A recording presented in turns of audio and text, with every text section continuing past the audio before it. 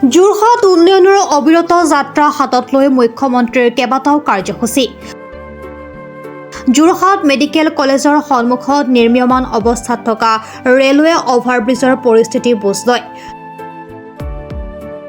2025 ফেব্ৰুৱাৰীৰ শেষৰ ফালে এই ৰেলৱে অভাৰব্ৰিজৰ কাম শেষ হোৱাৰ আশা মুখ্যমন্ত্ৰী ডক্টৰ হিমন্ত বিশ্ব শৰ্মাৰ। লগতে যোৰহাট বৰুৱা চাৰিআলিৰ পৰা ভোগদৈ দলঙলৈ নিৰ্মাণ হৈ থকা উৰণ সেতুৰ কামো 2025 ডিচেম্বৰৰ ভিতৰত সম্পূৰ্ণ হ'ব বুলি আশ্বাস মুখ্যমন্ত্ৰীৰ।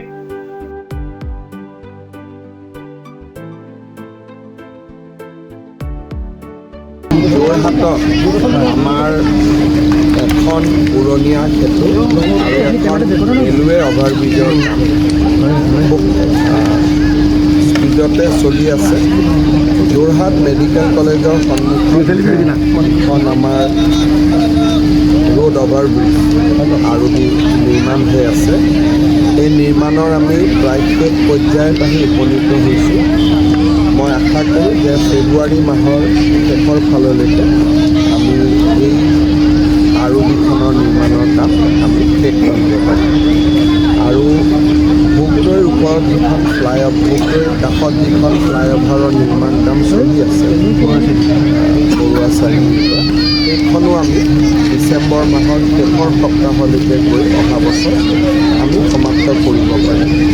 ৰেলৱে ড্ৰয়িংটো এপ্ৰুভ কৰোঁতে অকণমান তেওঁলোকৰ টেকনিকেল ক্লিয়াৰেঞ্চ আহোঁতে দেৰি হোৱাৰ কাৰণে এই উৰণীয়া সেতু বা আৰবিখনৰ যিটো নিৰ্মাণৰ কাম 3 মাহমান অলপ পলম হ'ল। কিন্তু এতিয়া ৰেল বা আমাৰ APDCL কাৰো লগত এতিয়া সমস্যা নাই, দিনে নিশাই কাম চলি আছে।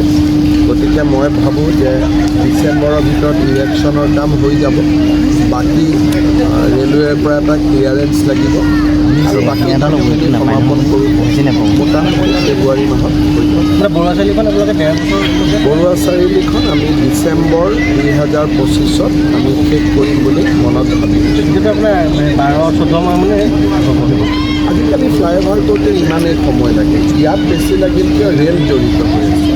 য'ত ৰেলৱে জড়িত নাই তাত যিহেতু আমাৰ ৰাস্তাৰ ওপৰত কৰি যাব লাগে, গতিকে ইমান সময় নালাগে। ইয়াতে আমাৰ অসুবিধাটো আছিল কি ৰেলৱেৰ পৰা ড্ৰয়িং আনিব লাগিব, ৰেলে ড্ৰয়িং এপ্ৰুভ কৰিব লাগিব, ৰেলে ব্লকেজ দিব লাগিব। কিছুমান ৰেলৱে অভাৰব্ৰিজ কৰোঁতে সময় লাগে, উৰণীয়া সেতুত আনোতে ইমান সময় আমাৰ মই ভাবোঁ যে বাই ফেব্ৰুৱাৰী গোটেইকেইটা খুঁটাৰ কাম হৈ যাব। গতিকে বৰুৱা চাৰিআলিখন আমাক ইমান সময় নালাগে। 25 ডিচেম্বৰ, খুব বেছি জানুৱাৰী, খুব বেছি ফেব্ৰুৱাৰী ইমানতে শেষ হ'ব। আৰবিত অলপ সময় লাগে, কাৰণ ৰেলৰ লগত অলপ কমিউনিকেশ্যনত অলপ তেওঁলোকে ৰেলৱে ছেফটিটো চাই ক্লিয়াৰেঞ্চ দিয়ে, তেওঁলোকে অলপ সময় লয়। তথাপিতো এতিয়া আমাৰ ৰেলৰ লগত প্ৰত্যেক মাহতে বা দুমাহত চিফ ছেক্ৰেটাৰী পৰ্যায়ত মিটিং হৈ থাকে। গতিকে আগতকৈ স্মুথ হৈছে আৰু আগতকৈ ফাষ্ট হৈছে। লাহে লাহে হৈ থাকিব। ইয়াততো আমাৰ সংসদগৰাকীয়ে কৈছে বেছি ফ্লাইঅভাৰ হ'ব নালাগে বুলি। সেইকাৰণে আমি চাই চিতি লাহে লাহে কৰি আছোঁ। যেতিয়া হৈ যাব তেওঁক উদ্বোধনী তেওঁ নাহিলে হ'ল আৰু ইমানে।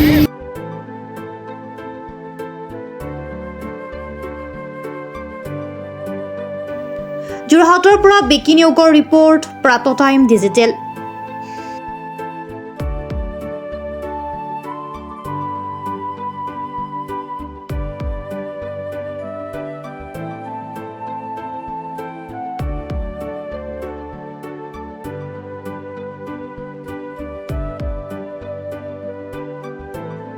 অসমৰ সংবাদ জগতখনৰ বাবে এক সুখবৰ।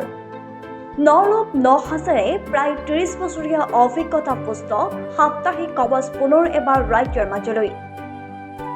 স্বত্বাধিকাৰী প্ৰণীতা কলিতাৰ দ্বাৰা প্ৰকাশিত আৰু অমৰজ্যোতি প্ৰিণ্টাৰ্ছ, গুৱাহাটী কমাৰ্চ কলেজৰ বিপৰীত ফালে মুদ্ৰিত।